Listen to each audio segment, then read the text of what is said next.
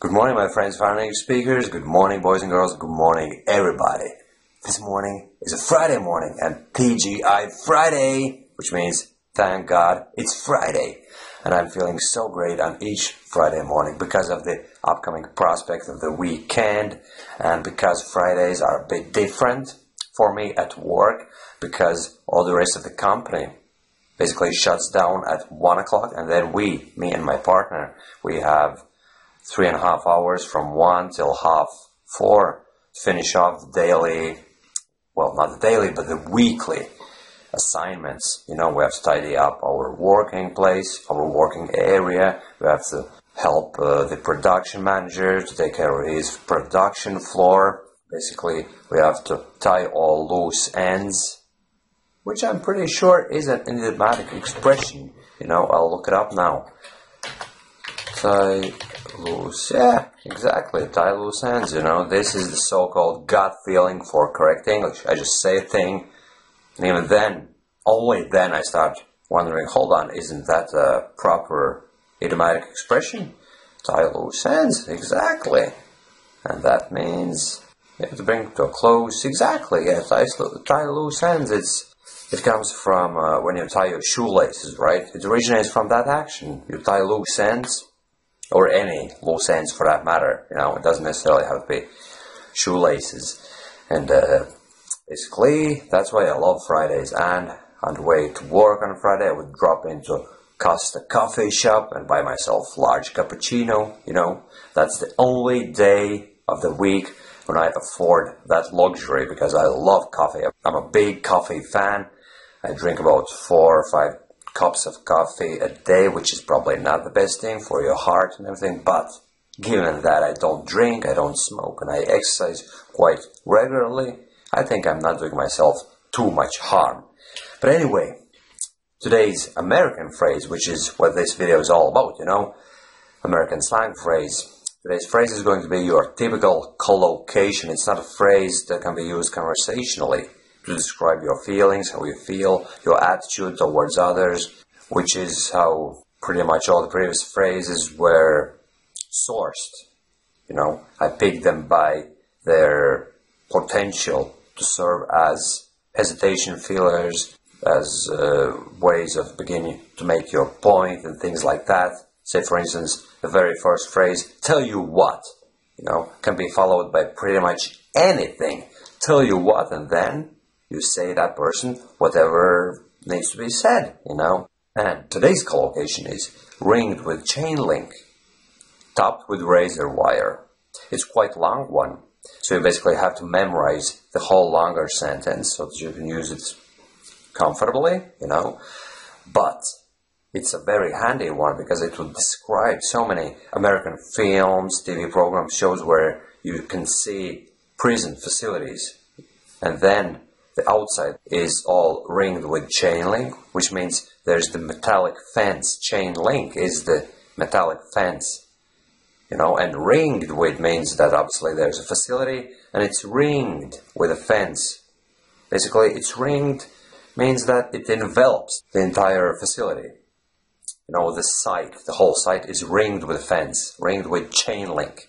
And if you type it into Google, if you follow my advice, how I go about finding naturally occurring speech patterns, I would type everything into Google using quotation marks, and then if it's a valid speech pattern, obviously, there'd be plenty of search results returned. But here's the funny thing, when I typed ringed with chain link into Google, what's happened? Google suggests me, did you mean ring with chain link?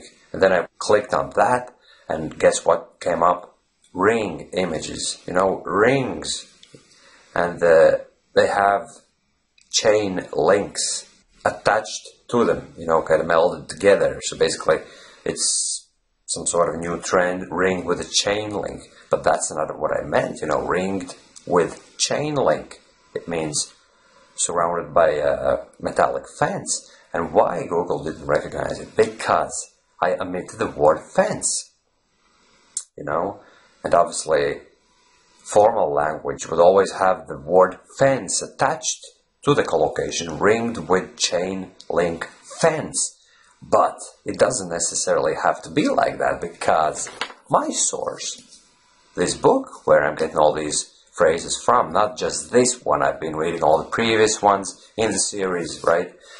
And this is just my current book. The exact phrase used in this one was ringed with chain link. And that's fine. Obviously, the author knows what he's talking about, and obviously, American slang is ringed with chain link.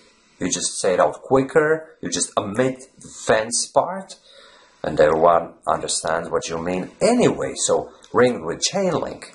You can use this one whenever you, say for instance, tell your friends about what you've seen on TV, or you just describe a prison, you know, and then you tell them, and it was ringed with chain link.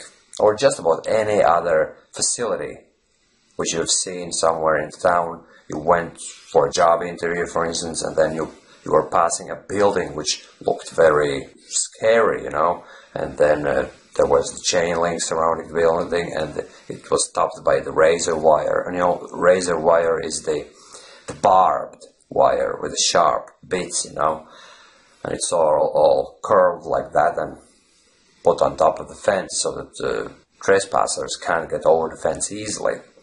Or to be more specific, they can't get over it at all unless they somehow avoid touching the top of the fence, basically jump.